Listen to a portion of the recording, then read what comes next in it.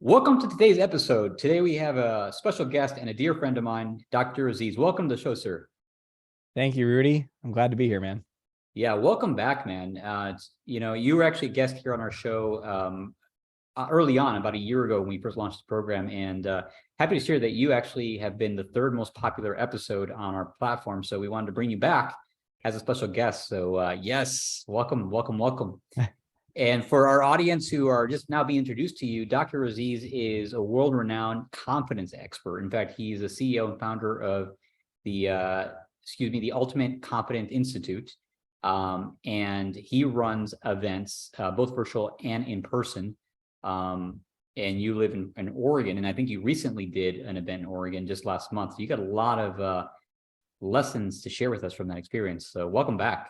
Yeah, absolutely. Happy to share all the victory and the challenges. Awesome, brother. So I think for our audience, maybe give us a little bit of background about that event. What was the event? Where was it? How long was it? And maybe a little bit about the story leading up to it. And then I'd love to hear from you what the outcomes were and what the lessons were that you learned, right? What are the things you wish you knew then that you know now? Yeah. Yeah. I mean, and I think that's okay. So there is so much related to this in-person event for a number of reasons. It was the first in-person experience I've led in 3 years. I was doing events 3 to 4 times a year before COVID, and then that went to 0 in person and all virtual. And this particular event, I'd never done it before. I never ran it virtually. This event, which was called Liberate Yourself, and the idea is that we're liberating ourselves from the various cages that we can live in. And one of the big cages that my clients live in is the cage of niceness or people pleasing. I'm going to be who you want me to be so that you like me. Or also the cage of social anxiety, like I got to hide myself. I'm not okay as I am. And so the purpose of the event was to help the participants liberate themselves from these cages and see and run an experiment with me. Say, we're going to be together for 4 days in person. Let's see if you can leave this event on Sunday as a different version of you. And that was the invitation and the challenge in the game. And this, fascinatingly enough, this event called Liberate Yourself, I hadn't done it before, except for that's not entirely true. I had run an event called Liberate Yourself once before, 9 years ago. I was still in my graduate training. I was doing my internship at Portland State University, and I'd never done anything before. I'd never run an event before. I was working in a counseling center, and I'd gone to, I think, my second Tony Robbins seminar and was like, yeah, I'm going to do that. I'm going to do something. And so I didn't have a practice. I was still in training, but I was like, I'm going to do this event. And I came up with the topic, and it was going to be just a 2-hour thing. And I positioned it in an evening. I put it on campus. I made it free, for God's sakes. I mean, of course, tons of people are going to come, right? I was following Tony's RPM method of like your purpose, your outcome, your why, and all this, and massive action. And I was doing it. And I went and I actually got in touch with all these professors who had large seminar style classes with 200, 300, 400 students in them. And I got like 6 or 7 of them to come allow me to go give a little, 1-minute pitch about my workshop. And I mean, these rooms had 300 people in them. And so I'm counting, I'm like, oh man, I mean, the room I got could hold like 50, 60 chairs. And so I thought this thing was going to fill up. They asked me when they're setting up the room, they're like, how many chairs do you want in there? I'm like, how many does it hold? And they said like 65. I was like, 65, baby, no aisle. We wanted a standing room only. And so I get there and I plan the event. I let people come in, and I'm standing in a different room, and I'm going to come on, and I open the door and see who's there. And there's like 7 people there, and they're scattered throughout the whole audience. And one of them is my friend. He brought his aunt and his cousin, and one of them is the woman I was dating at the time. So there was like 3 new people that I didn't know there. And I felt instantly this moment of like surprise and failure. And then there was this another thought though, is like, hey, I'm not going to like run out of the room crying. Like I'm going to deliver. And so I said, all right, everybody come closer. And then we had them all sit in the first 2 rows. And then I just taught my heart out.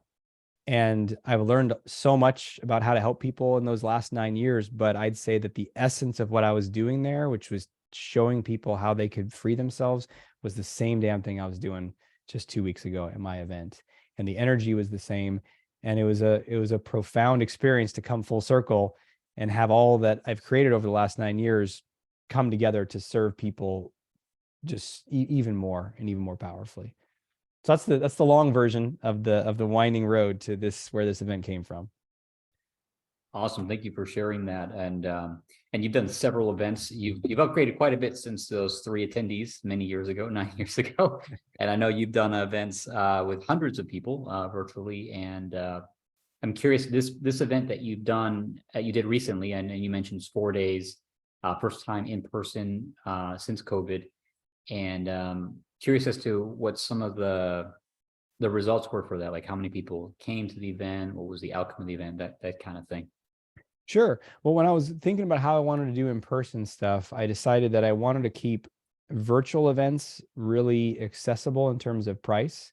So we have our super early bird price at like $97 for regular and $297 for VIP. So pretty much most people can scrape together $97 for 3 days of training. So that's what I want to do the virtual, and I wanted the in-person experiences to be a bit more intimate and exclusive. So we set the early bird price at $597 and $897 for the VIP. So I knew that would reduce attendance, but I felt like I wanted it to be this more intimate experience. And we had about 55 participants. We had a pretty great show up rate. We contacted everyone ahead of time to make sure, and we think we had about 50. We only had like 3 or 4 people that couldn't make it, so it was really solid. We only had one person who stopped coming after the first day. And we never, like, where did she go? I don't know. We reached out, ghosted us. So maybe it was too much, and that's okay. So we had about 4950 that just stayed throughout the 4 days. So this really strong, intimate group. I'd say out of the, I did make an invitation to join my mastermind program, my 12-month program.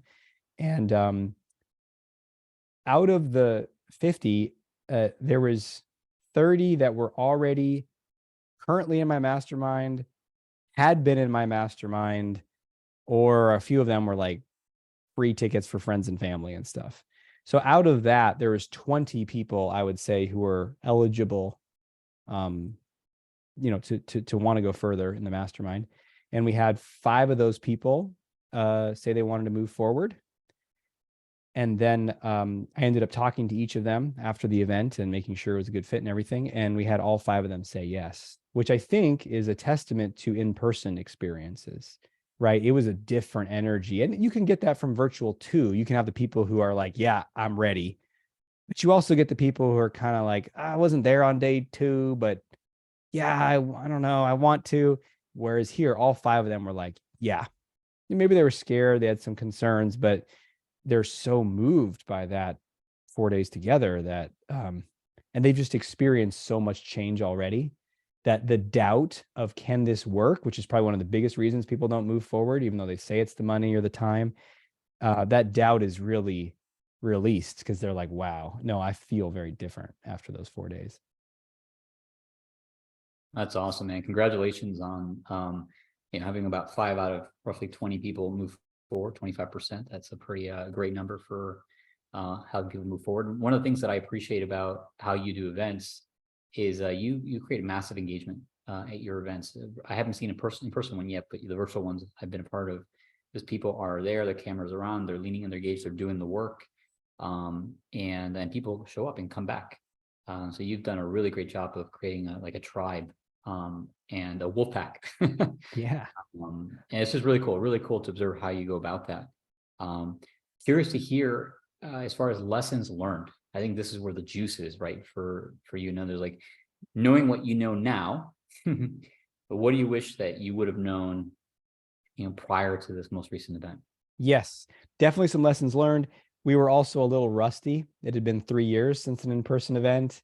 Also, I've had some team changes since then. So I was running like a bigger, more top-heavy, expensive, clunky operation, I'd say, before COVID. And then COVID really the virtual thing really like leaned things out. And so, and also helped me have time to reflect and clean up things where I was in dynamics and relationships that were not a hell yes, that were not the best, right? So when I came back into this, I was like, we're going to keep this one small, we're going to keep it lean, and we're going to just have like a core of people involved that I know are like, I don't want someone in the room who can do a function like the sound or something for the room, but energetically they're closed down, they're not very confident, they're not into the material that much.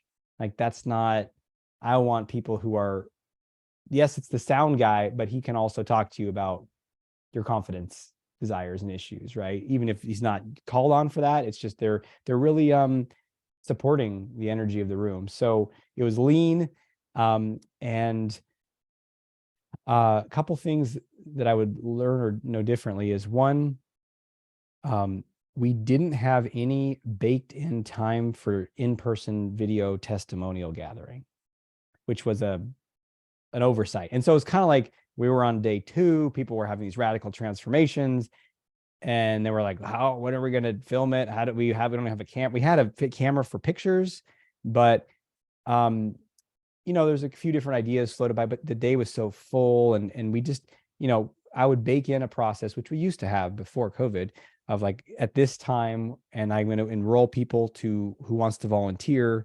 and make a compelling case for why it's useful and beneficial for you and for others to speak up and share, and then have a place that we're going to record it. So the do different is, and this relates to also to the photos too. We took photos, we had, but they were just 2 different people. One of them was my wife, and one was a person that volunteered on the team who took photos. They were okay. They're photos. They look okay.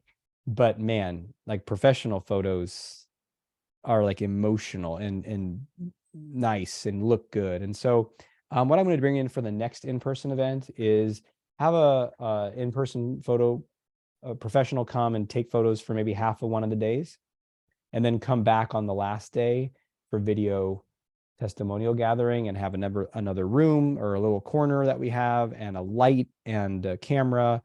And then actually pre-made, I'll probably come up with the questions ahead of time, but I won't be asking them. I'll have someone on my team ask, and keep it quick. We used to do long interviews for like 15, 20 minutes. It's like, why? Just really 3-4 questions, get done in 3-4 minutes, 5 minutes, and then, collect those, because we got some testimonials after remotely, which is good.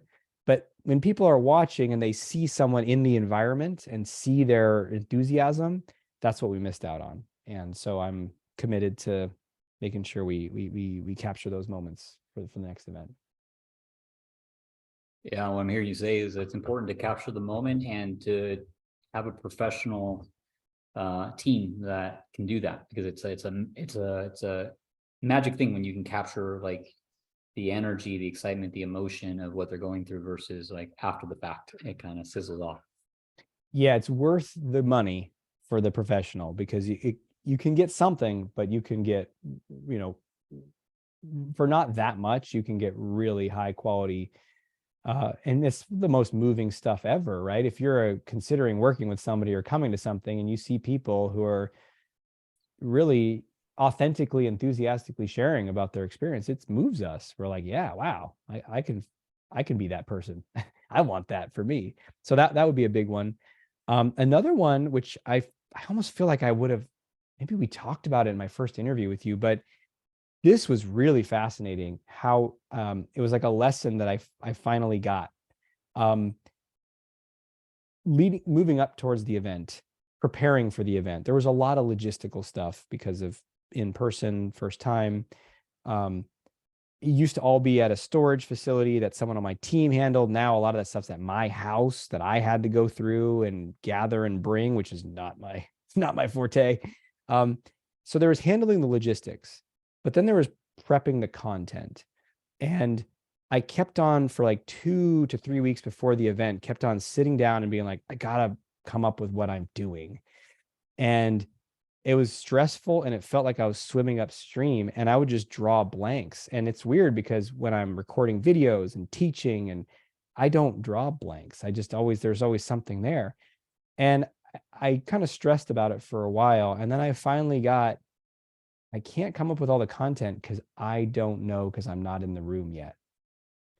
And there's something about that, especially in person, that if I pre-generated all the stuff we were going to do, man, there were so many beautiful moments that would have been lost, because I came in and I had a theme and a focus for the first, the morning session, the afternoon session, but it was like high level, like bullet points and then big gaps. And right before each segment, the morning, the afternoon, I'd be at lunch and some part of my mind was freaking out. Like, what are you going to say? You need to know exactly what you're going to say. I was like, I don't know. And then I would go in, I got better at riding that wave of, I don't know, but I have faith that it's going to be exactly what we need. And then what would happen is someone would share something or ask a question, and it would like flower into this really powerful teaching moment, a spontaneous exercise. I would do spontaneous role plays with people, and it just brought the room really close together. People could feel like a level of intimacy to be able to bring things up and share and ask questions. There was space for that. And then just lots of really memorable moments where, someone would be really working with something in the group and people could feel it. And it was just profoundly connecting too. So it really taught me to take that risk of going in pretty open and trusting in my years of experience of working with people and knowing I can do that. And so I'm actually going to bring that not just to my next in-person event, but also to virtual events, which I've kept a bit more structured. And I'm like, if you bring in a lot of people's input, it's just going to be this messy, confusing thing. But I'm like, no, let's find out, because there's, especially for what I'm teaching, that rawness and realness is very compelling. So that's a huge thing that I learned as well. Yeah, great, man. Thank you for sharing that. I do remember you mentioned something along that line in the initial interview, where it's like the balance between having the plan, the structure, and then being present and being in the flow and serving, the people in front of you. So really cool to hear how that transpired here at your most recent in-person event. Anything else you'd like to share as far as lessons learned or things that you might have done differently now having had the recent experience? Yeah, I mean, I think it's always good to reflect on your process around, I'd say impact was amazing. People like kept on coming up to me and sharing how impactful it was. And a number of those people had been in my world for a little while virtually, and they were like, this is so different. And I'm like, I know. And so that I felt really good about that. I think a couple little enhancements I would do. There was one gentleman who came up to, I made a decision at the beginning of this event, given there's only 50 people there, I'm just going to be more accessible. I'm not going to play this game of like, hey, I'm behind the stage and I'm too important and you can't, I'm just like, hey, if I feel like I need to take care of my energy and I need to withdraw, I will. But if I'm, during breaks and someone wants to ask me a question, I'll answer it. And, I'll talk to people. And so I had this one gentleman that came up to me, and most people were asking me questions or wanted help with something, and I would help them. And this guy came up to give me feedback, and which is fine, but the way it was delivered was kind of, listen, when you get a little further along in your development like me, you'll see blah, blah, blah, blah, and the first time it happened, I was like, okay, well, thanks for the input, and then it came again the next day. And what I realized, this happened 3 times over the course of the event. And what I realized is I do want feedback, but I want to bake it into the process to be able to have a limit and say like, thank you for your feedback. We do want to hear it. One is tell a person on my team to share it with. And number 2 is to have a form that people can fill out at the end. So that way he gets to be heard and I can get all that feedback, but it's not right in the middle when I'm trying to help people with what's going on, right? So that was a simple little tweak I would make. And the other thing is around the process of making an offer at the event. I think this is something that, you and your team does great, is like really mapping out then what happens and then what happens. And ours was rusty because it was literally 3 years ago. We're like dusting off old application pamphlets. Like, does this still work? And updating it. And so it was a little, there's little gaps or friction in the process. It wasn't smooth. But one decision I made, actually, I pulled an audible where we were going to have it be like in our virtual events, people put a deposit for the mastermind, and then I will meet with them after the event over the next couple of days to make sure it's a good fit and have time for a longer enrollment call if needed. But in person, we used to do it that people would just sign up there. And so that's how I was going to do it. And then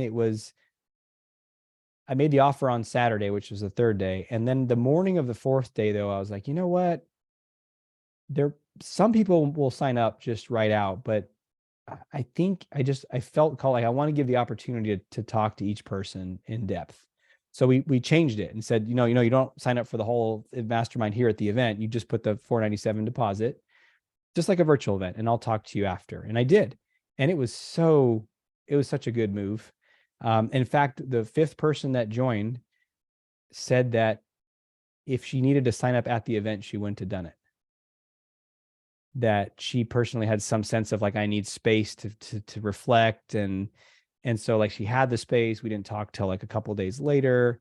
And she just felt so, I just realized, oh yeah, there, and obviously that's not feasible if you got the certain number of people or your own energy and what you feel capable for. So, but for me personally, I was like, ooh, I'm going to do that. And so I'm going to bring that forward to the next event and just have that hands-on approach, which is, after teaching leading up to the event, teaching for 4 days, breaking everything down, moving the equipment with me and my friend, there's a part of me that was just like, I just want to be done for a couple of days. But what I realized when it comes to enrollment is like people are to me, it's another day at work. To them, it's like the potential for a profound different direction in their life.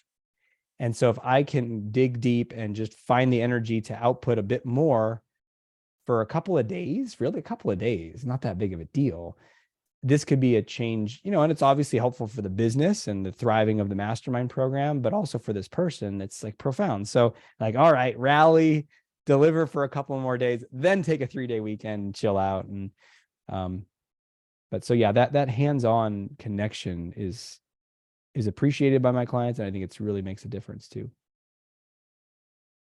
That's awesome, brother. What a great rabbit hole we just went down there with, I'm hearing you say you chose to make yourself more accessible and relatable. Also that you created feedback mechanisms, or that you would create feedback mechanisms so that it was manageable.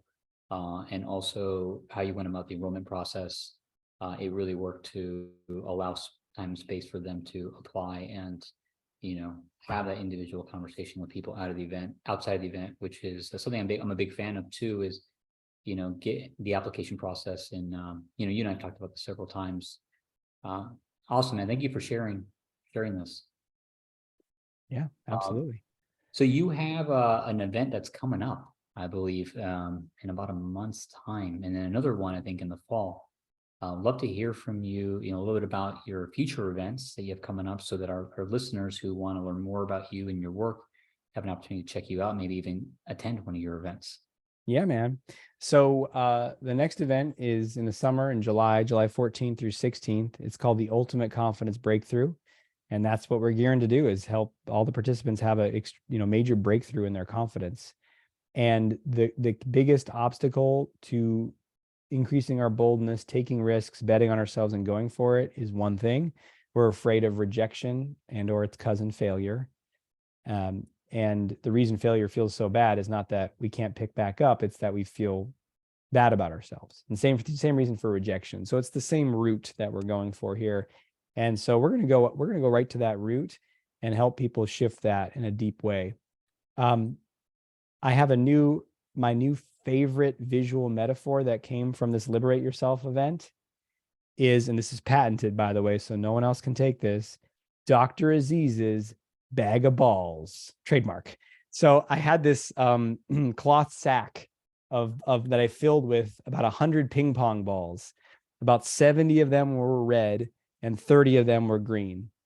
And throughout the course of the 4 days, I was making this metaphor of like, hey, we don't control the outcome, but we do take the risk. And when you reach into the bag, you do not know if you're going to pull out a red or a green. You don't know if the people are going to say yes. You don't know if that person's going to want to date you. You don't know if that business marketing plan is going to get you what you want. Right? So do you avoid reaching into the bag? Do you reach into the bag once every 5 years? Or do you reach in? And then when you pull a red ball, what happens? And for most people, when they pull a red ball, they say, I suck and I'm bad. And that's what we're changing at the Confidence Breakthrough. So I'm going to, in the virtual format, bring back my bag of balls. It was a hit, man. And fun side note, I actually took 3 of the green balls before the event with my son, and we had this gold spray paint, and we spray painted them shimmery bright gold. And I didn't know if anyone was going to pick a gold ball during the event because the odds are low. But we did this one, so sometimes I'd start the morning being like, all right, who wants to take a risk? And so I'd walk over to someone, they'd raise their hand, and I'd say like, so what's your risk? And this gentleman was like, I would ask a woman out. I was like, all right, so let's see what happens, everybody. And he reaches in and he pulls out a red ball. And I trained the audience to, when you get a red ball, what do? You cheer, right? Because you took the action, you scramble it. And then I was like, so what do you do after you pull a red ball? You sit down and you never ask anyone out again, you loser, right? And then everyone laughed. And so I had him pull, and after the 3rd time, he got a green ball. And it's such a powerful, simple metaphor. But the very next person, I said, who else wants to take a risk? I go over to this young man and I was like, what's the risk? And he's like, I'd apply for a job that I don't think I'm good enough to get. And he reaches in and he pulls out a gold ball. And no one knew there was gold balls. No one had seen one yet. And this is on day 3. And the audience was like, what? And then to make it even greater, a friend of mine who was at the event, I told him that if anyone pulled a gold ball, I wanted to give them $100, just spontaneously, $100 bill of cash. But I didn't have any money on me. So I pulled my buddy aside. I was like, hey, I need $100 in case someone gets a green ball. And I knew he carries like a certain amount of money on him just as like a sign of abundance, right? So all of a sudden, my friend like walks through the audience and no explanation hands this guy a $100 bill as well as he's holding the green ball. And everyone's confused. They're like, what's going on? I was like, sometimes you pull a red ball, sometimes you pull a green ball, but sometimes in life, you pull the gold ball. And it was a beautiful moment because he'd said he was going for, it's the long shot. That's the thing you think you're not going to get. So I'm going to bring the bag of balls back to the virtual format. I love it. I'll probably have it at every event from now on. So it's such a good teaching tool. And then we have an event in the fall called Supremely Confident Conversation Master, how to talk to anyone with confidence in conferences, social settings, dinner parties, networking events, how to be fully confident, know how to steer the conversations, know that you're interesting and compelling, and really draw people out. And that one was going to be virtual, but on the drive home from my last in-person event, I was talking with my colleague, and we had so many people say like, when's the next in-person event? And I was like, next year. And they were like, oh. And so we started talking on the way home, and I was like, hey, can we switch it? And I made some research, some phone calls, and we could. So we're doing it at the hotel again. So Conversation Master, November 3rd through 5th is going to be in person. So I'm super excited about that one. That's awesome, brother. I was just pulling up your website so I can take a look at these. So for our audience listening in here, we're going to include links to these upcoming events and Aziz's website, so you can easily click and view. And so cool that you're going to do another in-person event in November. Really exciting, man. Congrats. Thank you, man. Yeah. Yeah. Gotta give the people what they want. And I just felt the power of it too. So, and I love the mixture where some people who might not be able to make it out for an in-person can still attend and experience a profound change, from anywhere. And then also the people that want the in-person experience can have that. So it's really the best of both worlds. Awesome, brother. Thank you for that. And any closing comments or remarks for our listeners as we wrap up our episode today? Yeah, man, I think just one thing that I realized is there can be a stress before running an event, all kinds of stresses, right? Like, are enough people going to come? Is the content good? Can I do it? And even people that are really accomplished, I think, might have some of that energy come up beforehand. The responsibility, am I enough? I don't know. And then they get into it and they probably start teaching and it's fine. But I think just really knowing that the vehicle, the force of impact and benefit to people's lives is not the content, it's you. And yes, you have specific knowledge and teaching and tools and things you're doing with people that are beneficial and in your expertise, but like just being in a room with you or virtually with you for days in a row is transformative for people. And you don't have to like effort to make that. You just got to be like boldly you. And whatever's going to come through you, that transmission is valuable. It's your gifts. And so I encourage you to, to give them fully. Awesome, brother. Well said. Thank you for those closing remarks. And for our listeners, go check out Dr. Aziz. The links are in the description here, and get out to one of his next events. Right Awesome, on. Dr. Aziz. Thanks for being a great guest on our show today, sir. We'll go ahead and we'll call it a wrap. Sounds good, man. Thank you, Rudy.